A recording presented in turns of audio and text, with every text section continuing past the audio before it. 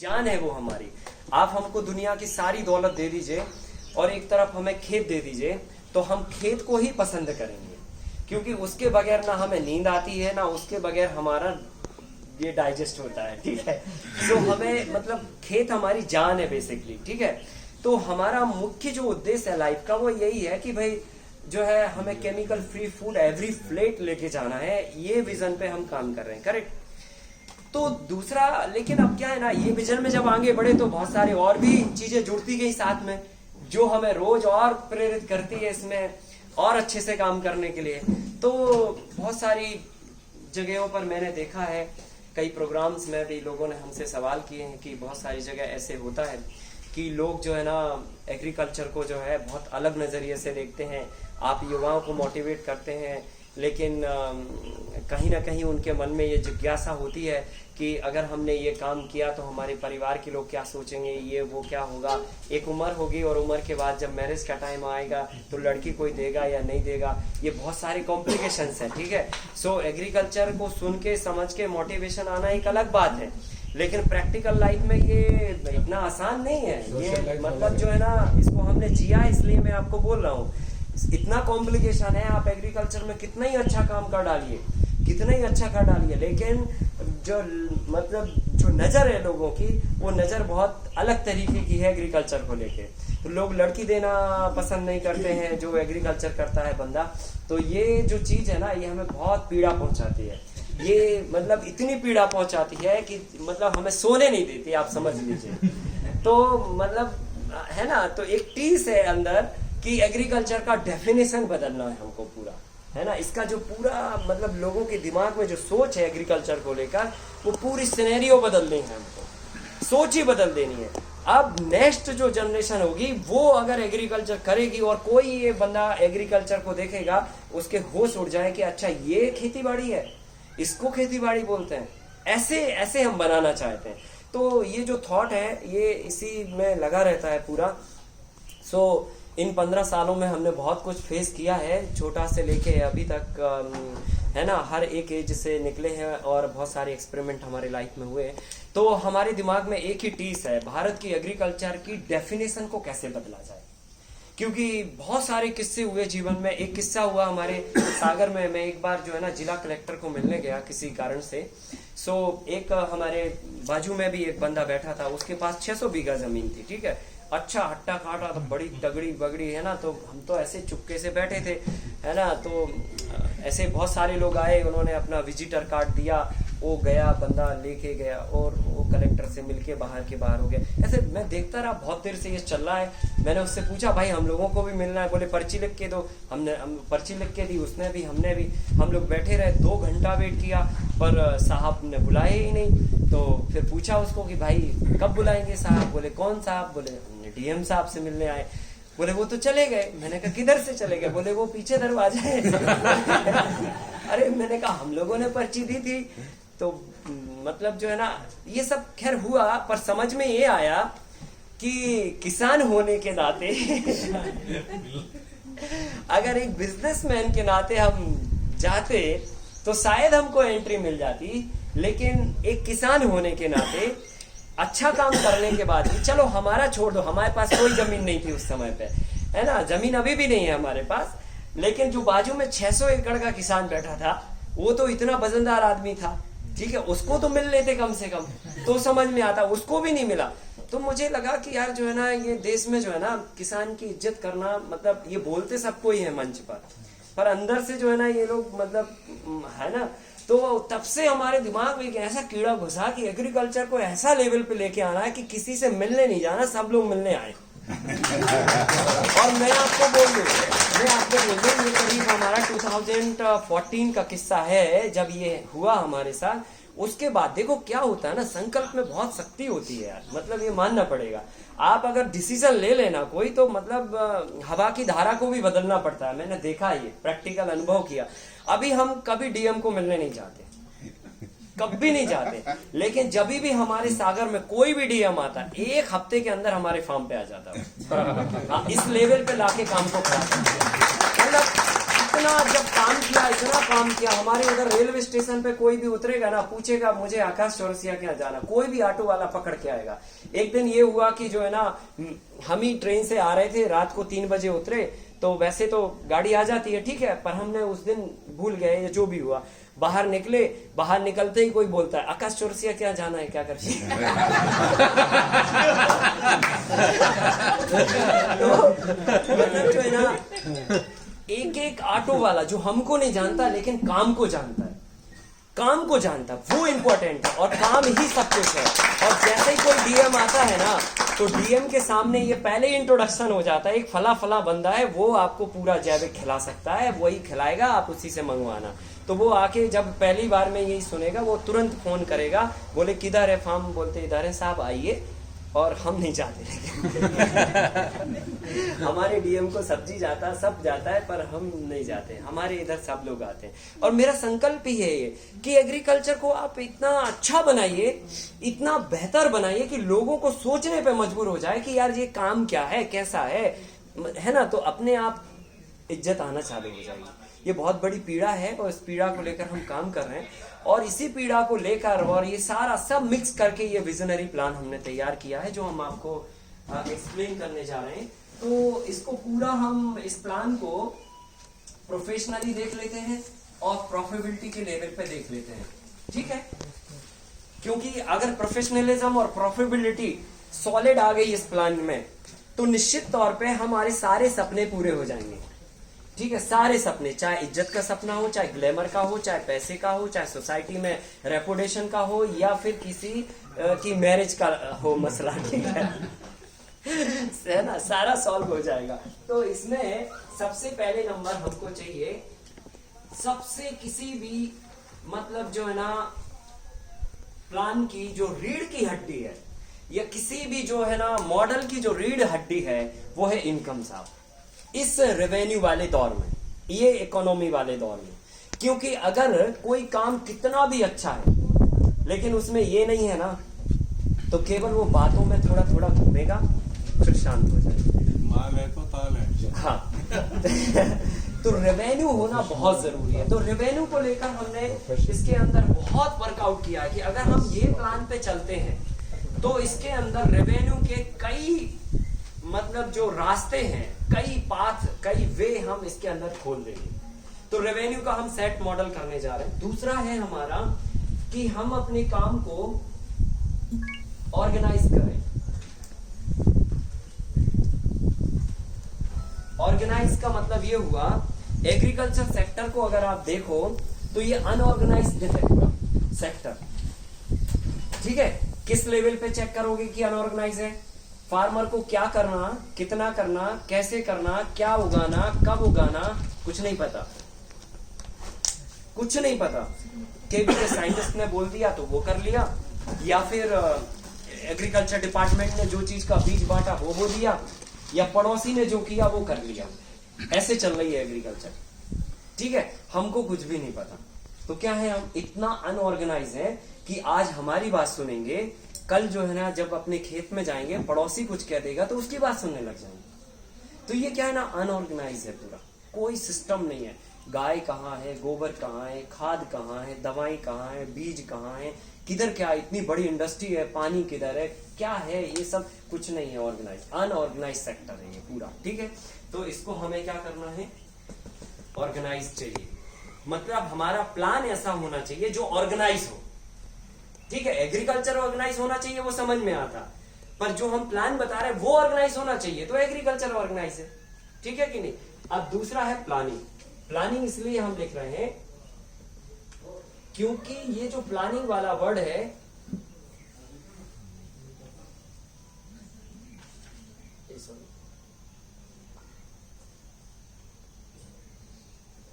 ये जो प्लानिंग वाला वर्ड है ये इसलिए जरूरी है क्योंकि हमारी फार्मिंग में कौन सा काम कहां करना चाहिए इसका प्लान नहीं होता।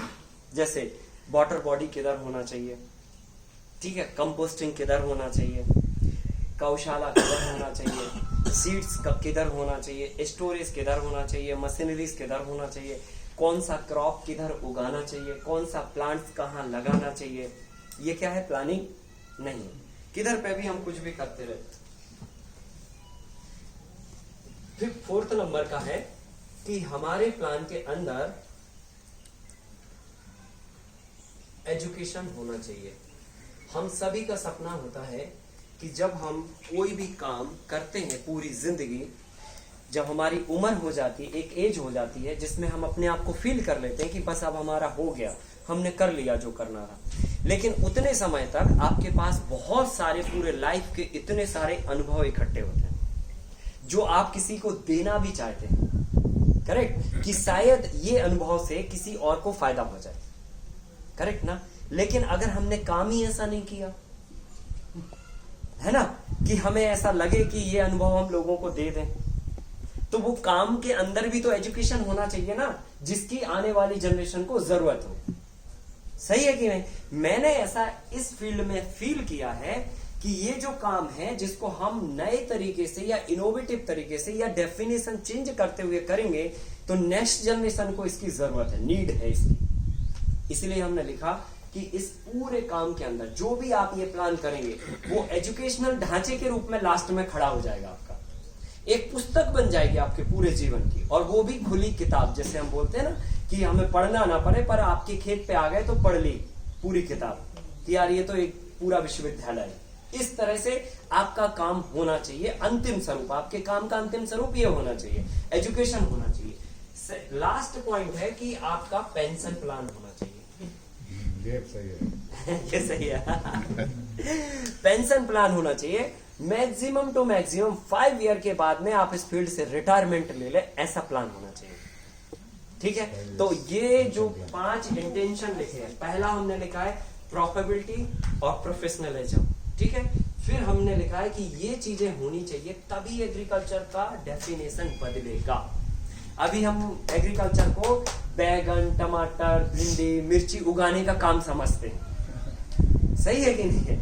इतना ही नहीं है, ये बहुत बड़ा काम है। इसको बड़ा बनाना है और इसको सजाना है। कैसे? अभी चर्चा करते हैं। देखिए, अब हमें क्या करना है।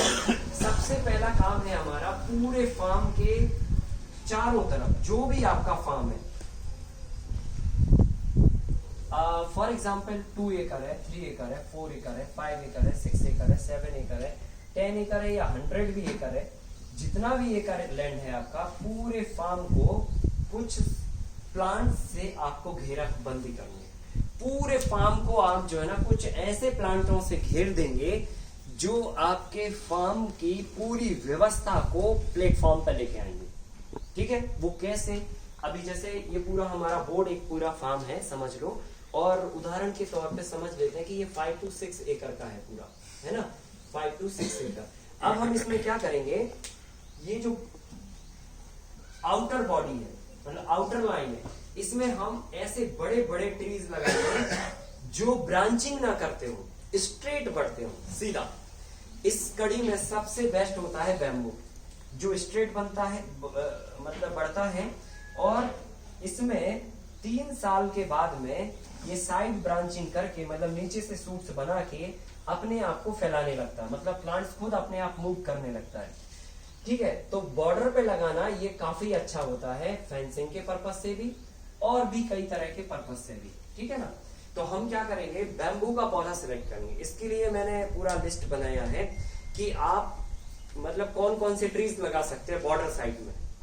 ठीक है, तो आपको बॉर्डर साइड में सबसे फर्स्ट नंबर पे बैम्बू है, फिर बहुत सारा और भी ट्रीज है, आप लिस्ट देंगे तो मिलेगा उसमें। ठीक है, अब हमें क्या करना है, ये जो पहली बॉर्डर हमने बना दी, ये बॉर्डर में ये जो प्लांट से प्लांट का डिस्टेंस है ना जी, ये 10 फीट होगा। ये प्लांट से प्लांट का डिस्टेंस 10 फीट रखने वाले हैं। अब हम क्या करेंगे, यहां से सेकंड बॉर्डर बनाएंगे, सेकंड घेरा भी रखना है, और इसका डिस्टेंस 8 to 10 फीट होगा। और सेकंड घेरे को भी हम फर्स्ट घेरे के पैरेलली पूरे फार्म के चारों तरफ लेके जाएंगे, ऐसा पूरा राउंड कर देंगे। आइए क्या कर रहे हैं, राउंड करने का मतलब हम ये प्लांटेशन कर रहे हैं, बराबर ना। तो इसमें हमने पौधे लगा दिए। अब यहाँ पर सेकंड बॉर्डर में कौन से पौधे लगेंगे, तो जो ब्रांचिंग करते हैं पर बहुत हाइट पे नहीं जाते हैं जो पौधे, मतलब जैसे बरगद टाइप का हुआ, पीपल टाइप का हुआ, ये टाइप के पौधे नहीं। ऐसे पौधे जैसे लाइक नीम हो गया, है ना, नीम बादाम भी चलेगा, नीम हो गया, बादाम हो गया, मैंगो हो गया, चीकू हो गया, लीची हो गया, है ना। ऐसे 25 लिस्ट है आपके पास, तो ये छोड़ दो, अभी डिस्कस करने का टॉपिक नहीं है। आप जो मर्जी आए वो सिलेक्ट कर सकते हैं 25 में से, ठीक है। अब इनको क्या करना है, ये जिगजैग में प्लांटेशन होगा। अगर लास्ट पहली बॉर्डर के प्लांटेशन इधर है तो अगला प्लांटेशन इधर होगा, इसका प्लांटेशन इन दोनों के बीच में होगा, और इसका भी डिस्टेंस उतना ही होगा, मतलब 10 फीट ही होगा, है ना। ऐसे ये ऐसे होगा, ये इसका डिस्टेंस भी ये 10 फीट रखते हैं, ये 10 फीट है, ये ऐसे 10 फीट रखेंगे। ये सेकंड बॉर्डर है हमारी, और ये सेकंड बॉर्डर 8 से 10 फीट मतलब 8 to 10 फीट के डिस्टेंस पर हमारी होगी, ठीक है। और इसमें आप बहुत ऊंचे जाने वाले पौधे ना लगाकर थोड़ी ब्रांच करने वाले पौधों को लगाएं। अब इसके बाद नेक्स्ट क्या करना है, फिर हमें 8 to 10 फीट का फिर डिस्टेंस छोड़ के फिर थर्ड बॉर्डर तैयार करनी है, एक और बॉर्डर लगाने वाले हैं। ये थर्ड बॉर्डर, ये तीसरा घेरा है, ये तीसरे घेरे में हम क्या करेंगे, सबसे छोटी हाइट के पौधे लगाएंगे। सबसे छोटी हाइट का पौधा का मतलब ये हुआ, जैसे फॉर एग्जांपल हमारा ये नींबू हो गया, लेमन हो गया, है ना, किन्नू हो गया, है ना, ये अपना पपाया हो गया, ड्रमस्टिक हो गया, फिर आपका पोमोग्रेनेट हो गया, है ना। इस तरह के पौधे हम लगाएंगे, और लास्ट वाली बॉर्डर पहली वाली बॉर्डर के जस्ट सामने लगेगी, ये ऐसे, ये लास्ट वाली बॉर्डर पहली वाली बॉर्डर के जस्ट सामने, ये प्लांटेशन ऐसे होगा। और इसका भी डिस्टेंस पौधे टू पौधा 10 फीट होगा।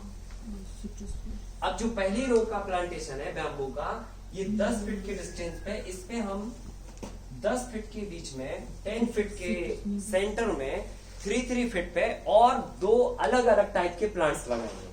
सो लाइक उसमें हम छोटा करौंदा टाइप का पौधा लगा सकते हैं, कैनबेरी, जिसमें थोड़े थोड़े कांटे होते हैं, यही टाइम पे उसका फ्रूट आता है, ग्रीन रेड फ्रूट होता है, और उसका यूज जो है ना अचार में, मुरब्बे में, चटनी में, ये जगह पे यूज किया जाता है।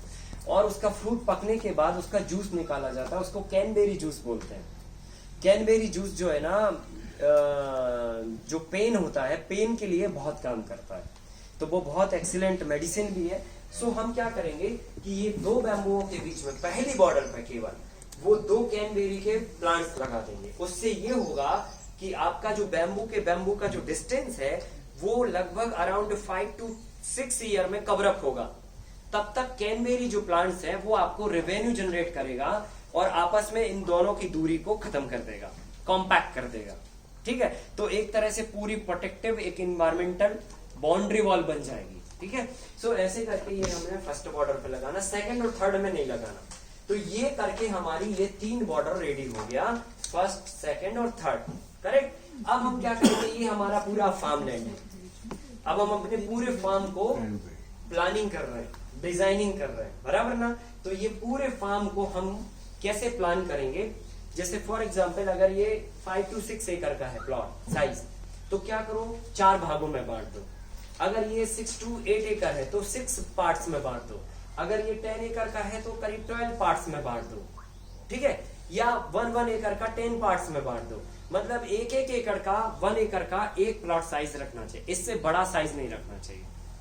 या मैक्सिमम और बड़ा करना है, जैसे बहुत बड़ा फार्म है 20 एकड़ 30 एकड़ का है, तो आप 1.25 एकड़ तक कर सकते हैं, इससे बड़ा नहीं। क्योंकि मैनेज करने के लिए 1.5 एकड़ इज इनफ होता है, इससे बड़ा साइज बहुत गड़बड़ होता है। फिर तो क्या करेंगे अपन कि पहले नंबर ये जो हमने लास्ट में लास्ट वाली जो बॉर्डर लगाई है, ये बॉर्डर से हम 2 फीट डिस्टेंस छोड़ेंगे, 2 फीट। 2 फीट के बाद में हम एक यहाँ पे ट्रेंच बनाने वाले हैं।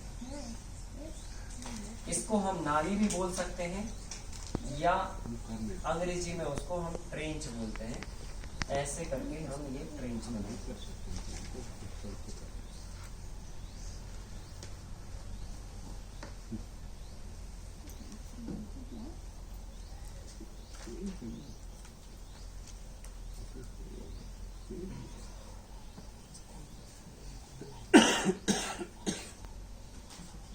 ट्रेंच है।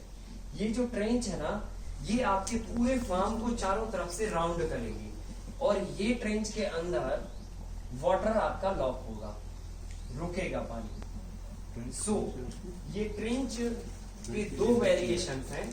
नंबर एक, अगर पानी आपके फार्म में एक्सेस होता है, ज्यादा होता है, तो ये जो लेआउट अभी तक हमने जितना बनाया ये ना बना के सबसे पहले आप क्या करेंगे, पूरे फार्म के सेंटर में ऐसा प्लस का निशान बनाएंगे।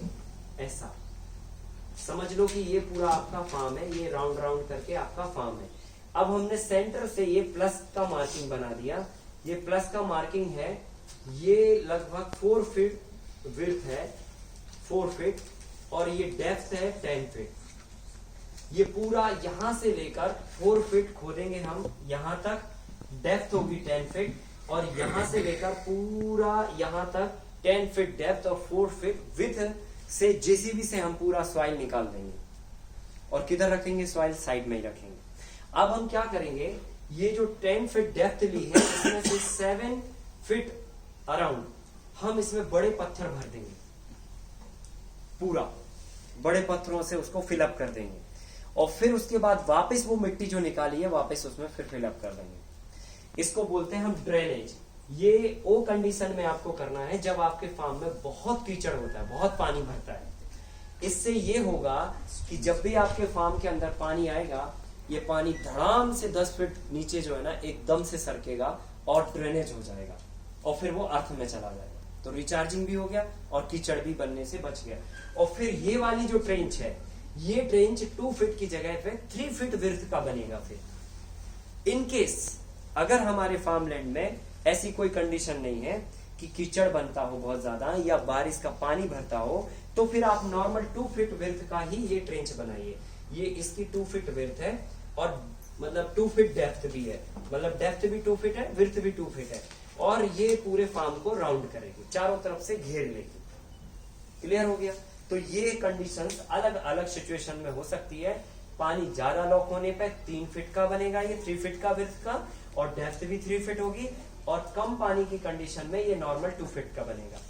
और ये ड्रेनेज भी बनेगा जहां कीचड़ होगा, और जहां नहीं होगा वहां बनाने की जरूरत नहीं है। अब हमने ये करने के बाद क्या करेंगे, ट्रेंच बनाने के बाद ये पूरे फार्म को 4 पार्ट में बांट देंगे, या हम 6 पार्ट्स में भी बांट सकते हैं। अभी हम यहाँ पर 4 पार्ट्स में बांट रहे हैं, ऐसे पार्ट्स बना दिए हमने। और ये 4 पार्ट्स बेसिकली आपके पूरे काम को प्लानिंग में लेके आ जाएंगे। अब कैसे, देखिए, अब जब हमने ये पार्ट्स बनाए तो यहां पर भी हम क्या करेंगे, वो प्लांटेशन कर देंगे जो बहुत हाइट ना जाता हो, बहुत ब्रांचिंग ना करता हो। सो जैसे मैंगो लगा दीजिए आप, चीकू लगा दीजिए, लीची लगा दीजिए, नीम लगा दीजिए, या जो भी आपको फ्रूट्स पसंद हो वो फ्रूट्स आप लगा सकते हैं। ठीक है, तो ये हमने क्या किया, यहाँ पे भी ये वाला डिस्टेंस हमें 10 फीट छोड़ना है, और यहाँ पर ये प्लांटेशन करना है। ऐसे ऐसे प्लांट कर दीजिए। ये प्लांटेशन से ही आपकी मार्किंग होगी कि ये पाथ है आपका। इसमें कोई हमें रोड नाली टाइप का नहीं बनाना है, बस हमें मार्किंग करनी है कि हमारा ये पाथ है। ये हमारा इस तरह से पाथ बन गया, देखिए ये पाथ हो गया चलने का। ठीक है, ये मूवमेंट का पाथ हो गया पूरा। इसमें क्या होगा, अलग अलग पार्ट को आप अपने फार्म के अंदर कनेक्ट करेंगे ये पाथ से। ठीक है, अब ये हमारे 4 भाग बन गए, 4 पार्ट बन गए हमारे 5 एकड़ 6 एकड़ के। ठीक है, अब इस 4-5 एकड़ के 4-5 पार्ट बन गए। इनके काम और नाम दोनों अलग अलग हम कर सकते हैं। तो पहले नाम अलग अलग करते हैं इनका, इनको आइडेंटिफाई करते हैं कौन सा खेत किस नाम से होगा। तो इसके लिए सिंपल हमारा जो अनुभव बोलता है वो ये कि अगर आपकी फैमिली में आपके कोई ऐसे पर्सन है जिनके नाम पर आप कुछ करना चाहते हैं, तो उनके नाम पर ही वो खेत पर्टिकुलर अलॉट कर दीजिए। तो वो आपकी फैमिली की किसी भी पुरुष या महिला के लिए वो श्रद्धांजलि होगी। ठीक है, सो फॉर एग्जाम्पल आपका कोई भी नाम है, वो नाम पे ये वाले खेत को आप बुलाने लगे, उसका नाम रख दिया फार्म का। जैसे घर का नाम रखते हैं, फैक्ट्री का नाम रखते हैं लोग, कॉलोनी का नाम रखते हैं, तो हमारे खेत का भी नाम होना चाहिए, क्योंकि हम ऑर्गेनाइज हो रहे हैं भाई। हम प्लानिंग में आ रहे हैं, ठीक है, तो हमने वो रख दिया। इन केस अगर ऐसा ना हो तो सेकंड ऑप्शन है, हम किसी न किसी महापुरुष को इस जीवन में आदर्श बनाते हैं पूरी लाइफ में।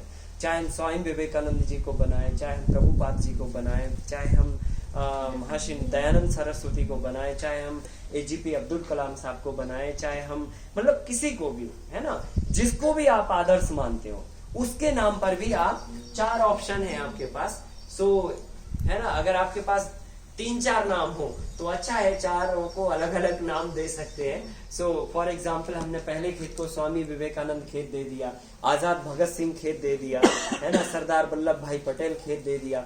तो क्या है ना, ये बहुत एक अजीब टाइप की चीज हो जाएगी। कोई फार्म पे आएगा, आप बोलोगे भाई इनको सरदार वल्लभ भाई पटेल खेत दिखा के लाओ वो आदमी जो है ना जिंदगी में कभी नहीं भूलेगा ना आपको भूलेगा ना आपका खेत भूलेगा। अब देखो, ये सरदार वल्लभ भाई पटेल जी को भी श्रद्धांजलि हो गई, आपने उनके आदर्शों को जिंदा भी रखा, लोगों के दिमाग में उनके विचारों को भी जिंदा रखा, और आपने जो है ना, एक देखो नाम में ऊर्जा होती है भाई, ठीक है। जब आप भगत सिंह जी का नाम लेते हैं तो वो जो फीलिंग आती है अंदर से वो अलग आती है, नाम में बहुत ताकत होती है। जब भगवान आप श्री कृष्ण का नाम लेते हैं तो आपको शांति और प्रेम याद आता है अपने आप, ठीक है समझ गए ना। तो ऐसे होता है, जब भगवान श्री कृष्ण का राम का नाम लेते हैं तो आपको आदर्श याद आते हैं। तो नाम में बहुत ताकत है। तो क्या है ना, जब नाम आप लोगे तो ये मतलब मार्केटिंग का माध्यम भी बनेगा ये, ठीक है। सो ये होना जरूरी है। और तीसरा ऑप्शन है कि अगर ये भी नहीं तो खेत को 1, 2, 3, 4 नाम दे दो ये तो आप कर ही सकते हैं कि भाई 1 नंबर है, ये 2 नंबर है, ये 3 नंबर। अब नंबर नहीं कभी बदलेगा, उसको एक ही नाम से बुलाएंगे अपन, ठीक है ना। तो मान लो कि ये 1 नंबर का खेत है, ये 2 नंबर का खेत है, ये 3 नंबर का खेत है, ये 4 नंबर का खेत है। ये हमने अलग अलग नामों से बांट दिया इसको। वैसे नाम रखोगे आप, बोर्ड लगा दोगे तो बहुत अच्छा रहेगा, ठीक है। ये मेरी सलाह है। फिर उसके बाद आपके पास क्या बचता है, ये चारों खेतों के नाम डिसाइड कर दिए। अब ये आपके पास एक सर्किल बचता है ना। तो अब ये हम जब ऑर्गेनाइज कर रहे हैं, प्लानिंग कर रहे हैं, तो इसको भी हम जो है ना कृषि चौराहा बोल सकते हैं, है ना। ये एग्रीकल्चर सर्किल हो गया आपका। और इसमें क्या करिए, इसमें आप अपना नाम जोड़ दीजिए अपने आगे, इसके आगे, ठीक है। क्योंकि क्या होता है ना, बहुत सारे लोग इस दुनिया में बहुत अच्छा काम कर जाते हैं लेकिन उनकी पहचान बेचारा ये संसार कर ही नहीं पाता। ऐसे बहुत सारे लोग होते हैं। तो आप जब इतना अच्छा काम कर रहे हैं, कोई पहचान करे या ना करे क्या फर्क पड़ रहा, हमें मौका मिला है तो हम अपनी पहचान का बोर्ड लगा के जाएं, है ना। और हमारे रहते लगाए हम, है ना, बुराई कुछ नहीं है। पहले हमने लोगों के नाम दे दिए, ठीक है। अब फिर हमने इधर अपने नाम पे चौराहा बना दिया और उसका बोर्ड भी लगा दिया भैया। तो इससे क्या होगा, जब भी आप खेत पे जाएंगे बड़ा अच्छा फीलिंग होगा ठीक है। और आप पूरे फार्म को घुमाएंगे और चौराहे जरूर बताएंगे, देखो साहब ये हमारे नाम बहुत फायदा है सर। जिसके साथ बुरा किया वो आके गाली देने के लिए भी एक ही जगह मिलेगी, अच्छा किया तारीफ करने उसको भी एक ही जगह मिलेगी तो वो जरूरी है। देखिए चौराहा अपने नाम का बनाइए, ये जरूरी है। देखिए लोग जो है ना, मतलब पता नहीं किस रूप में क्या होगा दुनिया का, अभी मरने के बाद किसी ने बनाया तो हमें क्या फायदा उसका, ठीक है कि नहीं। हम अपने जिंदा रहते बनाते जाएं, ठीक है। तो ये हमने अपने नाम का चौराहा बना दिया। अब देखिए, अब हमारे पास अलग अलग नाम के ये खेत हो गए। अब हम क्या करेंगे, अपने पूरे काम को इन फार्म के अंदर बांट देंगे, डिवाइड कर देंगे, ठीक है। सो क्या करना है हमको, किराने की दुकान बनानी है, पूरा शॉपिंग मॉल बनाना है हमको, ठीक है। सो पहले नंबर पे आप कर दीजिए यहाँ पे for example open farming block बना दिया आपने। ओपन में हम फार्मिंग कर रहे हैं, ओपन फार्मिंग ब्लॉक हो गया ये open farming block. Open farming block का मतलब ये हुआ कि इसमें हम ओपन में होने वाले मॉडल कर रहे हैं। जैसे आप बनाना उगा रहे हैं, शुगर केन उगा रहे हैं, पैडी उगा रहे हैं, व्हीट उगा रहे हैं, मिलेट्स उगा रहे हैं। ये कुछ ऐसी सी चीजें हैं जो मतलब ओपन में ही होंगी हमेशा, प्रोटेक्टिव कल्टीवेशन में नहीं आएंगी। तो इनके लिए हमने एक अलग ही खेत किसी एक नाम का अलॉटमेंट कर दिया।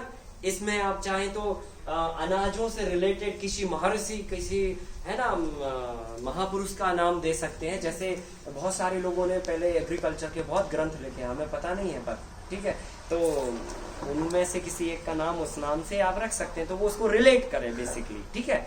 अब इसके बाद जो सेकंड नंबर का खेत है, इसको आप अलॉट कर दीजिए फ्रूट प्लांटिंग के लिए। ये बहुत जरूरी है। ये फ्रूट मतलब जो है ना ब्लॉक हो जाएगा, और ये फ्रूट ब्लॉक बेसिकली बना इसलिए रहे हम, ये फल उद्यान होगा। फल उद्यान का मतलब ये हो गया कि इस ब्लॉक के अंदर हमें एवरी सीजन कुछ ना कुछ फ्रूट्स मिलते रहेंगे। क्योंकि अभी हमने देखा है बहुत सारे लोग फार्मिंग करते हैं, नींबू ठेले से लेके आते हैं, है ना, 200 एकड़ का उनका फार्म है, और वो अमरूद बाहर से खरीद रहे हैं अपने बच्चों के लिए, ठीक है। 200 एकड़ की जमीन है, एक पेड़ नहीं है कि उनका गाड़ी भी जाके वो फार्म के अंदर टिक जाए। सड़क पे लगे हुए पेड़ के सामने वो गाड़ी खड़ी करते हैं, तो ये थोड़ा गड़बड़ है। तो हमें क्या करना है, ये एक फ्रूट का बगीचा लगा दीजिए, और इसको भी आप 3 भागों में बांट दीजिए, एक समर सीजन, एक विंटर सीजन और एक रेनी सीजन। जब आप समर सीजन में अपने फार्म पे जाएंगे तो समर सीजन के फ्रूट्स आपको मिलेंगे वहां पर, करेक्ट। जब आप विंटर सीजन में जाएंगे तो विंटर सीजन के ऑल टाइप्स के फ्रूट्स मिलेंगे आपको। आप जब रेनी में जाएंगे तो रेनी सीजन के मिलेंगे। फ्री नहीं रहेगा आपका फार्म। जब आप जाएंगे, आप जाइए पेड़ के नीचे बैठिए, तोड़िए, खाइए, आनंद लीजिए जीवन का, ठीक है। और जितना एक्स्ट्रा होगा वो तो फिर रेवेन्यू में आएगा ही भाई, ठीक है। तो हमने ये ऐसे करके फ्रूट प्लांटिंग का एक ब्लॉक बना दिया। अब एक ब्लॉक बचता है हमारे पास, इसमें हम क्या करेंगे, मल्टी लेयर के लिए इसको ब्लॉक को निश्चित कर देंगे, क्योंकि ये टेक्नोलॉजी पे आज नहीं तो कल बच्चों को आपके काम करना ही करना है ना, ये तय है ना, ये आने वाले समय का भविष्य बेसिकली। तो इसको हमें एक ब्लॉक ही बना के हम उसको सेपरेट कर दें कि भाई ये लेयर फार्मिंग है। अभी ये लेयर फार्मिंग में सारा वेजिटेबल हम भर दें जो भी हमारी डिमांड और रिक्वायरमेंट है, ठीक है। तो जो भी हमारा मॉडल है वो मॉडल में ये मल्टी लेयर को हम एक ब्लॉक अलॉट कर दें।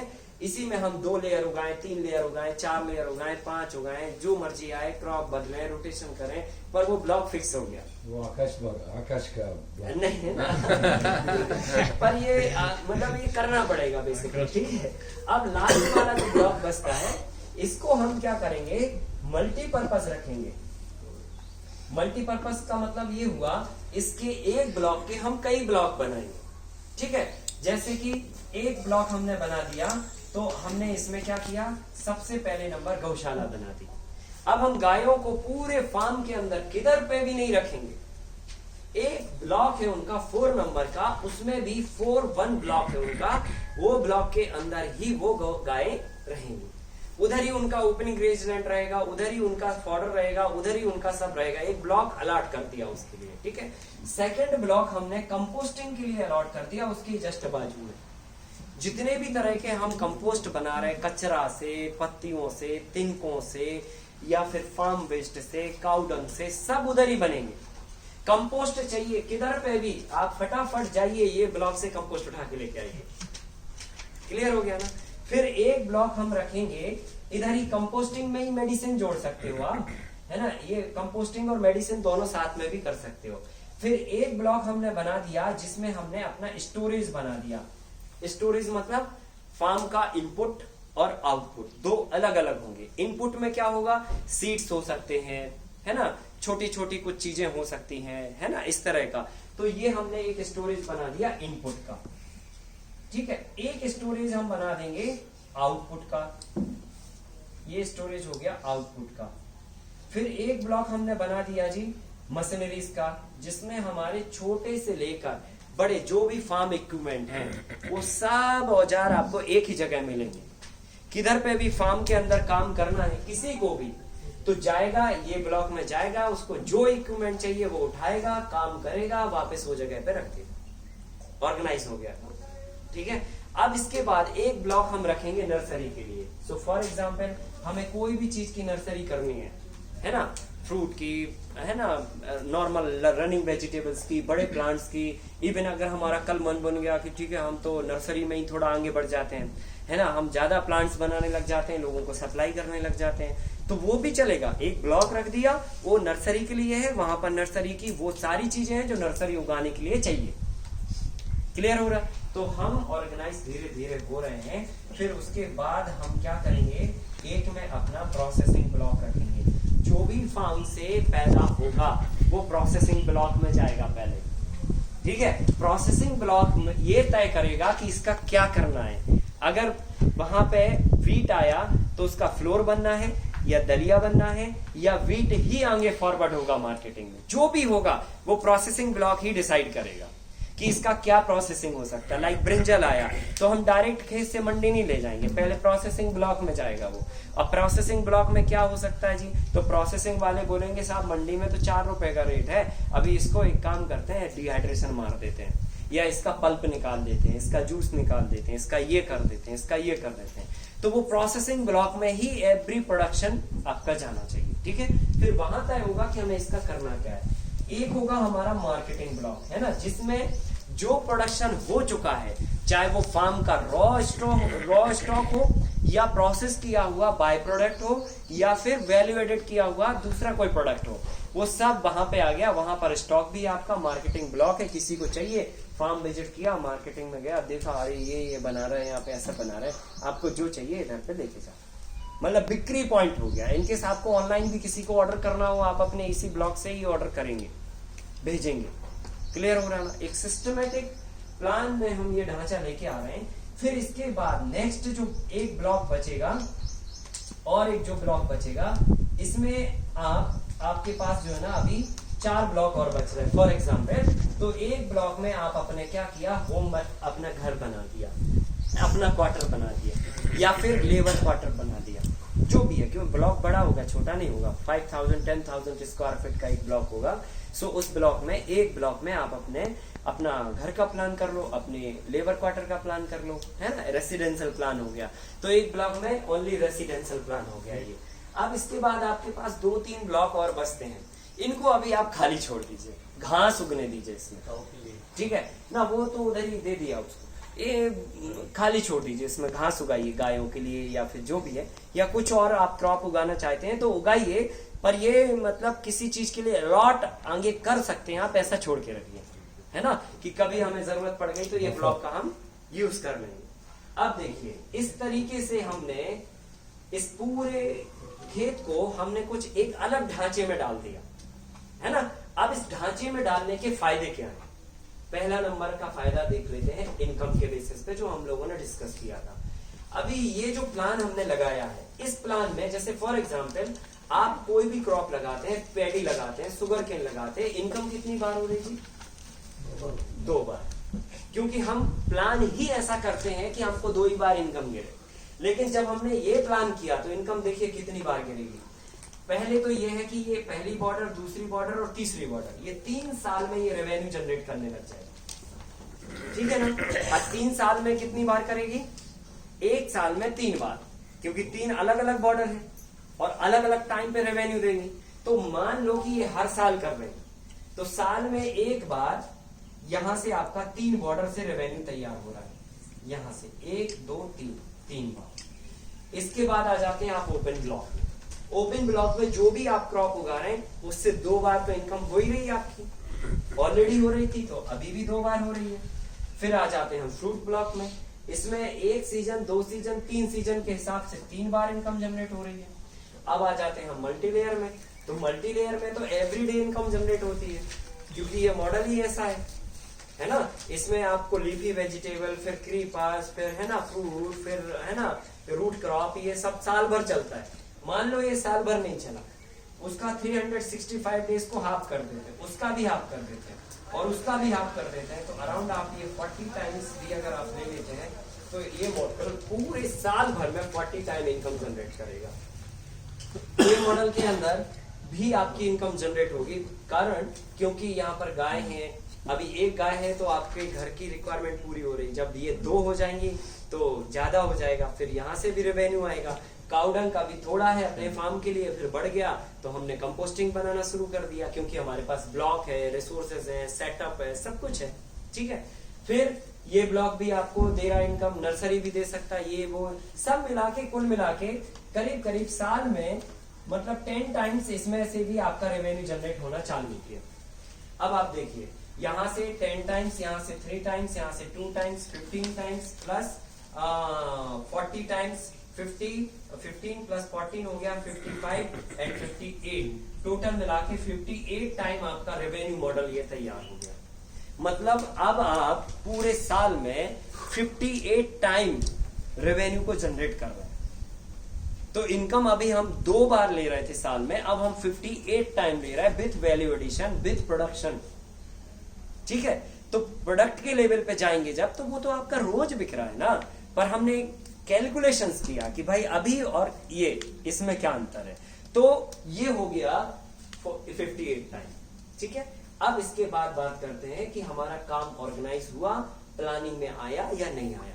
तो देखिए काम साहब बहुत सिस्टमेटिक कर दिया हमने, हर चीज सिस्टमेटिक हो गई। प्लांटेशन किधर है, इधर है, गाय किधर है, उधर है, सारा चीज प्रॉपर ऑर्गेनाइज हो गया। ठीक है, कोई भी बंदा आएगा आपका फार्म विजिट करेगा और पूरा फार्म देखेगा और लास्ट में यही बोलेगा क्या ऑर्गेनाइज किया यार, क्या जमाया है। तो क्या हुआ, पूरा फार्म आपने प्रॉपर ऑर्गेनाइज कर दिया। नेक्स्ट एजुकेशन, ये जो काम आपने बिठाया है ये आपकी शिक्षा को प्रदर्शित करता है, क्योंकि जो भी व्यक्ति आपके फार्म को विजिट करेगा लास्ट में यही कहेगा कि वाह यार बहुत अच्छा किया, ये ऐसा हमको भी हो। और जब हमको भी होना इसका मतलब शिक्षा है आपका काम, तो आपको कॉन्फिडेंस आएगा कि चलो हमने कुछ तो अच्छा किया जो दूसरों के लिए भी डिमांडेबल है। तो काम जो है ना आपका पूरा एजुकेशनल रूप में लिखा जाएगा, क्योंकि यहां से हम लोगों को बायोडायवर्सिटी भी सिखा रहे हैं, हम लोगों को पानी रिचार्जिंग भी सिखा रहे हैं, हम लोगों को मिट्टी की ताकत कैसे बढ़ाई जा सके वो भी सिखा रहे हैं, हम लोगों को आने वाली खेती का भविष्य दिखा रहे हैं, हम खेती को कैसे ऑर्गेनाइज करते हैं, प्रॉफिट में लाते हैं, प्रोफेशनल बनाते हैं, वो सिखा रहे हैं। तो ये सब मिला के आपका एजुकेशन नहीं हो गया। अब लास्ट में बचता है पेंशन। तो पेंशन इसलिए हमने लिखा था क्योंकि एक समय पे ऐसा आएगा जब आप ये पूरा सेटअप लगा देंगे और उसके बाद आप ये क्रॉप नहीं लगा पाएंगे, ये क्रॉप नहीं लगा पाएंगे, रिटायरमेंट लेना चाहते हैं, तो क्या होगा जब आपका ये सेटअप हो जाएगा तो यहां से जो कुछ मॉडल हैं वो रनिंग में आपके चलते रहेंगे। इनकेस अगर ये सारे बंद हो गए तो ये जो आपने बॉर्डर्स बनाई है, ब्लॉक्स बनाए, ये सब बनाया है, ये रेवेन्यू देना बंद नहीं करेंगे। 5 ईयर के बाद में कंटिन्यूअसली ये आपको एवरी 2 मंथ, एवरी 1 मंथ कुछ ना कुछ रेवेन्यू आपको थोड़ा थोड़ा देते रहेंगे। और ये पूरा फार्म पेंशन के साथ हमने डिजाइनिंग ऐसे किया है कि अगर मान के चलो हमारे 4 बच्चे हैं फॉर एग्जाम्पल, और हमारा फार्म भी 4 एकड़ का है, तो हमने पहले से क्या किया, एक एकड़ के ब्लॉक बना दिए ऐसे वाले। ठीक है, अब हमने पूरे उम्र अपना काम किया और जब हमारा समय आ गया ठीक है, तो हमने बच्चों को बोला कि पकड़ो भाई अपना केक, एक ब्लॉक एक बच्चे को दे दिया, दूसरा ब्लॉक दूसरे बच्चे को, तीसरा तीसरे को, चौथा चौथे को, और बॉर्डर हमने अपने पास रख ली। ठीक है कि नहीं, बॉर्डर हमने अपने पास रख ली, अंदर की भी और बाहर की भी। ठीक है, तो अंदर में हमारा चौराहा है, ठीक है, और बाहर में बढ़िया बॉर्डर है, तो अपने बॉर्डर पे घूमेंगे, चौराहे पर बैठेंगे, मजा लेंगे, है ना। और इनकेस अगर बीच में बंटवारा करने की भी जरूरत पड़ गई तो हमको टेंशन नहीं है, हम अपना चौराहे पर कुर्सी रखेंगे और बॉर्डर पे बढ़िया मस्त घूमेंगे और बच्चों को अपना प्रॉपर्टी बांट देंगे, संभालो भाई अपना ब्लॉक, है कि नहीं है। तो ऐसे सिंपल मतलब जो है ना, हमको बिना स्ट्रेस के हम बढ़िया से अपना निकाल ले जाएंगे मामला। अब बात इतनी है कि देखिए सवाल यहाँ पर उठता है कि आपने ये जो सब किया इसके एक्स्ट्रा ऑर्डिनरी बेनिफिट क्या है। समझ में आता है कि इनकम होगी जी, ऑर्गेनाइज हुआ, प्लानिंग में आया, एजुकेशन, पैशन, ये सब हुआ, पर सबसे बड़ा बेनिफिट क्या होगा, ये जो 3 बॉर्डर डाली ना आपने, ये आपकी 4 साल के बाद 4 to 5 ईयर में एक कॉम्पैक्ट बाउंड्री वॉल बन जाएगी। और ये लाइव बाउंड्री वॉल होगी जिसको सुअर तो ठीक है, नीलगाय तो ठीक है, हाथी भी नहीं तोड़ पाएगा, एलिफेंट भी नहीं तोड़ पाएगा, और इंसानों की बुरी नजर से भी ये बचाएगा। ये चारों तरफ से इतना मोटा घेरा बन गया कि पड़ोसी झांक के भी नहीं देख पा रहा क्या है इधर, और ना ही ये कभी चोरी होने वाला मामला है, क्योंकि बैम्बू कोई हाथ नहीं लगाएगा, उसमें छोटा छोटा कांटा होता है, एक चुभेगा तो महीने भर याद रहेगा आदमी को, है ना। और इनकी चोरी करने की कोशिश भी की, तब तक सुलझाएगा, सुबह हो जाएगी। तो वो कठिन है, मतलब, है ना। तो बॉर्डर जो है ना, आप पैसा क्यों खर्चा कर रहे हैं लाख सर रुपए? बैम्बू पानी नहीं खींचेगा जमीन का? खींचेगा, पर हमने ये जो ट्रेंच बना दी ना, ये ट्रेंच बनाई, ये ट्रेंच के इस तरफ रूट नहीं आने वाली, ये ट्रेंच के इसी तरफ जो होना है वो अपना करता रहे वो, है ना। तो कुल मिला के एक ऐसी कॉम्पैक्ट बाउंड्री वॉल तैयार होगी जिसमें सुरक्षा का सॉलिड घेरा तैयार हो गया। अभी आप फेंसिंग कराने बैठिए साहब, जो है ना 5 लाख रुपए लग जाएंगे 5 एकड़ में, पता नहीं चलेगा किधर गया 5 लाख। तो और फिर पता है 5 साल बाद वो जाली भी टूट जाएगी, कोई एंगल निकाल के ले जाएगा, कोई जाली काट के ले जाएगा, ये सब हरकतें भी होती हैं, है ना। तो वो पैसा ना लगा के हम बैम्बू की बाउंड्री तैयार करें, सरकार से पैसे ले लें। 160 रुपए देती है सरकार एक बांस लगाने के, ठीक है, और कॉस्ट आती लगाने की 25-30 रुपए, तो हम उनसे पूरा वापस ले लेंगे, हमारी बाउंड्री वॉल तैयार हो जाएगी। तो बाउंड्री वॉल भी तैयार हो गई, और फिर क्या होगा, ये जो 2 बॉर्डर है लास्ट में, ये पूरा ऐसा कॉम्पैक्ट घेरा बनाएंगी कि अगर मान के चलो बहुत तेज तूफान भी आता है तो वो तूफान को, प्रेशर को कंट्रोल कर लेगी। तो आपके फार्म के अंदर जो एक्टिविटीज हो रही हैं वो बहुत कम नुकसान पे जाएंगी, ठीक है। दूसरा फायदा, जब बहुत तेज गर्म हवाएं आएंगी तो ये गर्म हवाएं ये पेड़ों से टकराएंगी और अंदर आपका टेम्परेचर को कूल कर देंगी। जब ठंडी के समय ठंडी हवाएं आएंगी तो ठंड को रोकेंगे, ये पाला नहीं लगेगी। फिर कोई भी जानवर को आपके खेत के अंदर नहीं आने देंगी। और फिर लास्ट में ये बायोडाइवर्सिटी का एक एग्जाम्पल खड़ा हो गया। जब इतने सारे पेड़ छोटे बड़े सब आ गए ना, तो मधुमक्खियां आएंगी, अपना छत्ता बनाएंगी, वो भौरे आएंगे, अपना घर बनाएंगे, तितलियां आएंगी, वो भी अपना रहने का स्थान बनाएंगी, है ना। ऐसे करके सारी चिड़िया आएंगी, वो अपने घोंसले बनाएंगी। तो ऐसे करके ये सारे डाइवर्सिटी आपके फार्म के अंदर आ जाएगी, इकोलॉजिकल सिस्टम तैयार हो जाएगा। आपके फार्म में कीड़े लगेंगे, यहां से चिड़िया उड़ के जाएंगी, कीड़े खा के वापस अपने घर में आएंगी घोंसले में, ऐसे सिस्टम बन जाएगा। हनी भी आपको फ्री ऑफ कॉस्ट इसी बायोडाइवर्सिटी के लगे प्लांटों में से मिलती रहेगी हर साल। तो सिस्टमेटिक तरीके से पूरा फुली हम नेचुरली कुदरती सिस्टम में आ सकते हैं और इनकम भी ले सकते हैं। 4 साल बाद साल इनकम भी होगी, 3 साल बाद, और ये हर साल होगी। फिर अब इसके बाद क्या होगा, ये सारा इतना सारा प्लांटेशन जो है ना, एक समय पे इसका सारा लीफ गिर जाएगा और फिर नया लीफ आएगा। तो जो पुराना लीफ गिरा वो कहां गिरेगा, इधर ही गिरेगा ना। हम इस सारी लीव्स को पुश करके ये नाली में डाल देंगे।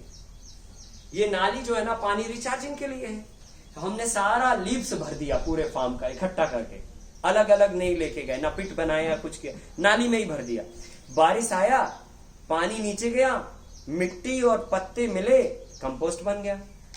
कंपोस्ट उठाया, इधर ही के इधर हमने यूज कर लिया। इधर का कंपोस्ट इस ब्लॉक को, इधर का कंपोस्ट इस ब्लॉक को, इधर का कंपोस्ट स्टॉक कर दिया, इधर का कंपोस्ट इस ब्लॉक को दे दिया, खत्म हो गया।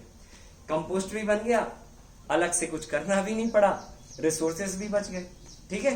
तो ऐसे करके ये बन गया। अब इसमें क्या होगा, next health point of view से, जब आप सुबह में अपने फार्म पे रहेंगे, उठेंगे, तो अभी क्या करते हैं ना लोग, सड़क पे दौड़ लगाते हैं सुबह सुबह, ठीक है, क्योंकि उनको लगता है कि हम दौड़ेंगे तो अच्छा रहेंगे, तो सही करते हैं। पर क्या होता है ना, हम एक बार जो है ना बंबई में रुके बीच के पास में, तो सुबह उठ के मैंने देखा बहुत सारे लोग दौड़ लगाए जा रहे थे, हांफे जा रहे थे, पसीना निकल रहा था उनका। मुझे उनको देख के एक बात याद आई, मतलब ध्यान में आया। उधर से पीछे से एक गाड़ी जा रही थी, वो धुआं छोड़ते हुए जा रही थी, ठीक है। तो गाड़ी में जो है ना, ठीक है, अभी होगी कोई कंपनी की, नाम नहीं ले रहा हूँ, कोई कंपनी की गाड़ी थी।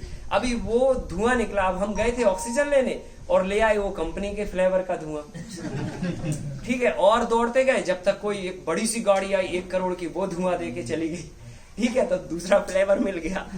फिर आगे बढ़े तो मोटरसाइकिल फ्लेवर मिल गया। ऐसे करके हमने न जाने कितने ब्रांड के धुएं लेके घर आ गए वापस। अब हम क्या करेंगे, हम सड़क पे नहीं जाएंगे, हम यहां से अपने फार्म से अपनी एंट्री मारेंगे। पहले राउंड में घूमेंगे तो बैम्बू फ्लेवर मिलेगा, ठीक है। सेकंड राउंड मारेंगे तो नीम फ्लेवर मिल जाएगा, और थर्ड राउंड मारेंगे तो लेमन फ्लेवर मिल जाएगा। तो 3 फ्लेवर का ऑक्सीजन मिल गया सुबह से, मजा आ गया। और दूसरा फायदा ये हुआ कि आपने पूरा फार्म राउंड कर लिया एक बार, रोज देख लिया अरे क्या हो रहा है, किधर क्या हो रहा है, सही है कि नहीं है, तो वो एक नजर में आ गया। तो ऐसे करके आप पूरा चारों तरफ राउंड मार के आइए बढ़िया, और इधर ही चौराहे पर बैठ के नाश्ता करिए इधर ही से बढ़िया। मतलब प्लानिंग करेंगे तो क्यों नहीं हो सकता है। तो ऐसे करके जो है ना, हमने ये अपना पार्क एंड पाथ वे भी बना दिया, दोनों चीजें। हमें जिंदगी में अपने फार्म से बाहर जाने की जरूरत नहीं है। हम गेस्ट आएंगे उनको भी बोलेंगे चलो तुम्हें बैम्बू फ्लेवर ऑक्सीजन वो कहेगा यार ये क्या है कि नहीं है। तो ऐसे करके हमारा पाथ भी बन गया, और हर काम जो है ना अलग अलग ढांचे में ढाल के हमने इसको पूरा प्रॉपर कर दिया। ये 4 साल के बाद में, 3 साल के बाद ये फार्म ओबेलाइज हो जाएगा।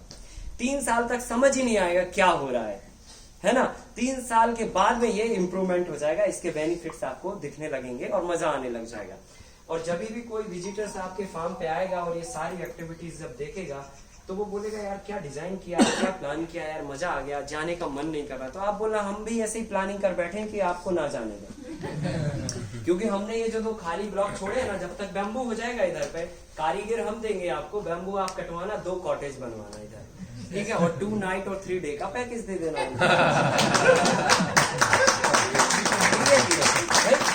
आपका नहीं जाने का मन कर रहा है तो कौन भगा रहा है आपको ये पकड़िए ब्रोशर और 2 नाइट और 3 डे का पैकेज लीजिए, ठीक है, इधर ही खाइए, आनंद लीजिए जीवन का। तो आदमी को शांति चाहिए ना पैसे के बाद, तो ना तो इधर पे क्या है ना, शांति मिलेगी तो बंदा जो है ना आपको 2 कॉटेज में रहने की जगह भी लेगा और आपके फार्म पे उगी हुई चीजों को खाएगा भी और आपसे हमेशा के लिए जुड़ भी जाएगा। सो मार्केटिंग होगी, आपको कहीं अपना पर्चा लेके नहीं घूमना है, हमारा ले लो ऐसे करके, ठीक है। तो देखिए चीजों को अलग ढंग से करोगे तो ऑटोमेटिकली बिकना और चलना चालू हो जाएंगे, और अगर ढंग पुराना ही रहा तो फिर नहीं होगा। अगर हमने, वापस बोलता हूं, खेती को बैगन टमाटर उगाने का धंधा समझा, करोगे आप, परेशान रहोगे, 2 साल के बाद बैक आ जाओगे। लेकिन अगर हम कुछ नया ढंग से करेंगे तो डेफिनेटली हम डेफिनेशन भी बदलेंगे एग्रीकल्चर की, और लोगों को इस तरफ आने के लिए कुछ ना कुछ आकर्षण का केंद्र बनाएंगे, और रेवेन्यू तो बनाएंगे। बिना रेवेन्यू के काम नहीं करना है, क्योंकि इधर पे जो है ना ये पूरा ढांचा ही रेवेन्यू ढांचा है।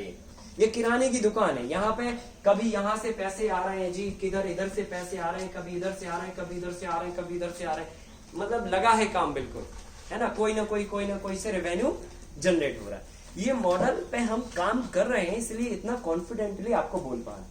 हम पर डे इनकम उठाते हैं जी, जरूरी नहीं है कि हमारा वेजिटेबल प्लग हो, लेकिन जो प्लग करके डिवाइडेड करके रखा है उसका ऑर्डर आ गया, नहीं समझा, तो डेली हमको कैश मिलता रहता है, और जब कैश मिलता है तो फिर दिमाग भी चलता है आदमी का। तो जब ये मॉडल में हम ढांचे में बैठेंगे तो निश्चित तौर पे हम एग्रीकल्चर को एक अलग ढांचे से देख पाएंगे, प्रोफेशनलिज्म भी आ जाएगा। और जब ये सारा चीज इधर पे आ जाएगा, आपका मार्केटिंग भी आ गया जी, प्रोसेसिंग भी आ गया, मतलब प्रोसेसिंग इंडस्ट्री भी आ गई, इधर पे प्रोडक्शन इंडस्ट्री भी आ गई, टेक्नोलॉजी ये वो सब, मार्केटिंग है ना, ये सब आ गया, तो सारा तो इधर ही आ गया पूरा, है ना। मार्केटिंग होगी तो मैनेजर चाहिए पड़ेगा, सेल्स मैनेजर चाहिए, ऑर्डर उठाने वाला चाहिए, तो सब तो ले आए आप इधर ही, है कि नहीं है। जब सब इधर ही ले आए तो फिर सारे प्रोफेशंस आपके अंडर में काम करने लगे, तो एग्रीकल्चर ऊपर आ गया ना, उसका प्रोफेशनलिज्म बढ़ गया फिर, ठीक है कि नहीं, कि आपने सारे प्रोफेशंस को अगर जॉब दे दी तो फिर खत्म हो गई बात। फिर आपको कहने की जरूरत थोड़ी है कि एग्रीकल्चर कोई प्रोफेशन ही नहीं है सही है कि नहीं है, क्योंकि आपने मार्केटिंग वालों को भी काम दे दिया, प्रोडक्शन वालों को भी काम दे दिया, सुपरवाइजर भी दे दिया, मैनेजर, ये दुनिया भर का सब तामझाम सेट कर दिया। ऐसे करके ढांचा लगाइए खेती का। अभी 3 साल लगेंगे, कुछ पैसा लगेगा, लेकिन कुछ पैसा जो भी लगेगा वो सब इधर ही रहेगा, मतलब जो भी लगेगा वो सब इधर ही रहेगा। एसेट से ही आपकी, जैसे आप घर बनाते हैं ना, आप जो भी कील भी लगाते हैं ना, तो कील में भी जो पैसा लगता है वो भी आपके एसेट्स होती है, तो ये एसेट्स होगी, ठीक है, लगेगा 20-25 लाख रुपए लगेंगे सेट करने में, पर 3 साल के बाद में ये फिर हमेशा के लिए धंधा भी तो बन जाएगा। लोग आएंगे, एग्रीकल्चर टूरिज्म हो गया आपका ये फार्म, आइए भाई, और आप बढ़िया एक वेबसाइट बनाइए सिंपल, और उसमें आप डाल दीजिए इको एग्रीकल्चर टूरिज्म, है ना, सिंपल। बस आइए, खाइए, रहिए, मजा लीजिए, पैसे दीजिए। है कि नहीं है? और हमारे ग्राहक बनिए। तो धीरे धीरे करके हम फिर एक सेटअप की तरफ मूव हो जाएंगे। फिर हम इसी प्लान से और अन्य फार्मर्स को क्लब कर सकते हैं। कैसे? जैसे हम प्रोसेसिंग में आए, हम अपनी जो फार्म पे चीजें उग रही उनको प्रोसेस करने लगे।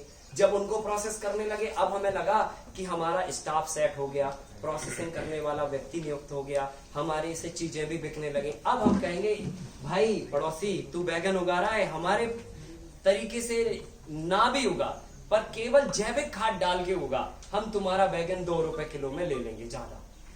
तो वो आपको बैगन देने लगेगा। हमने प्रोसेसिंग के काम को इम्प्रूव कर दिया। अगला व्यक्ति टमाटर उगा रहा है, उससे हमने लेने लगा, वो इम्प्रूवमेंट हो गया। ऐसे करके हर एक प्रोडक्शन को आप इम्प्रूवमेंट करते जाओगे। देखो, ढांचा होना बहुत जरूरी है। कल मैंने आपको बोला था शॉपिंग मॉल बना लीजिए, सामान अपने आप रखने का दिमाग आ जाएगा। सामान रखने के लिए आपके लिए सारी उम्र पड़ी हुई है, कभी भी आप रखिए, कभी भी कोई भी कुछ भी करते रहिए, लेकिन एक बार मॉल तो बना लो। सही है कि नहीं है? तो ये है पूरा मॉल। अब इसमें हम समय समय पे अपना सामान उसमें रखते जाएंगे, बढ़ाते जाएंगे, जो नहीं बिकेगा उसको घटाते जाएंगे। इस तरह से हम ये करेंगे। निकलेंगे क्या? अरे सर, जी चलिए, बहुत बहुत धन्यवाद हमारे राव सर का। एक बार कट्टल धनी से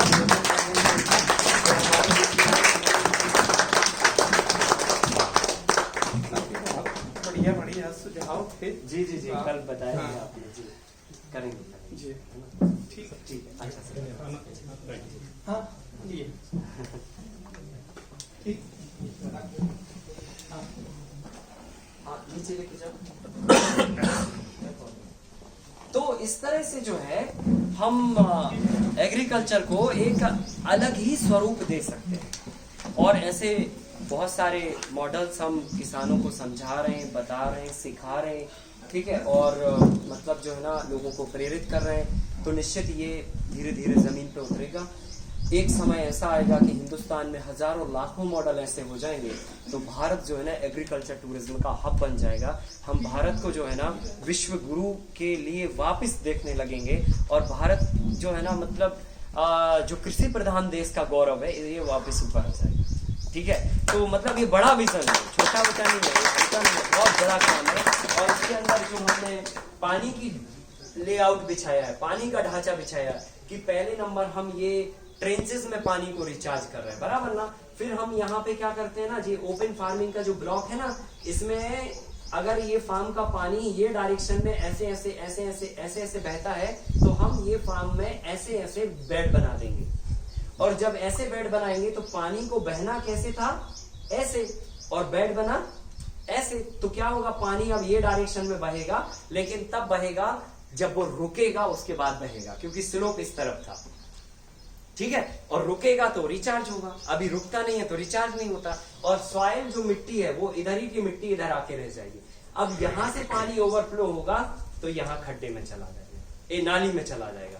और नाली से ओवरफ्लो होगा तो यहां जाके हम क्या करेंगे, लास्ट में जहां पर हमारा मतलब स्लोप होगा लैंड का, उधर पे हम ये 10 बाई 10 का एक पॉट बना देंगे। और ये ट्रेंच जो है ना, ये इससे 5 फीट के डिस्टेंस पे रखेंगे। ये 5 फीट हो गया, ये 5 फीट हो गया, ताकि पानी ओवरफ्लो होके ऊपर जाए, मतलब डायरेक्ट उसमें ना जाए ट्रेंच में। नहीं तो ट्रेंच में जाएगा, खेत का स्लोप होगा, पूरी ट्रेंच से पानी एकदम धड़ाम से आ जाएगा, ट्रेंच में रुकेगा ही नहीं।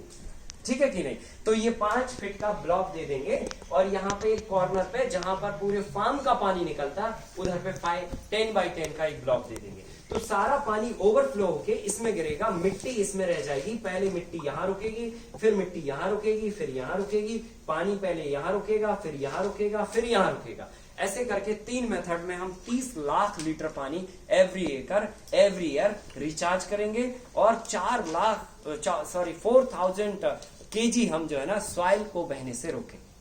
इससे हमारी सॉइल की फर्टिलिटी भी बढ़ी रहेगी, और हमारी जो कहना चाहिए वाटर का टेबल है वो भी बना रहेगा। तो ये बहुत सिंपल फार्मूला है। इसमें क्या है, एक लेआउट है वाटर का, और ये है पूरा एक कॉमन लेआउट। अब इसके 2 PDF अलग अलग है। एक है ये वाला डिजाइनिंग प्रोग्रामिंग का लेआउट, हमारे पास 3D में, और एक हमने बनाया है वाटर रिचार्जिंग एंड हार्वेस्टिंग का अलग लेआउट। ये दोनों अलग अलग लेआउट हम आपको दे देंगे, पर यहाँ पर दोनों लेआउट एक साथ में फिटिंग में दिख रहे हैं। ऐसे आपको पहले डिजाइन करना।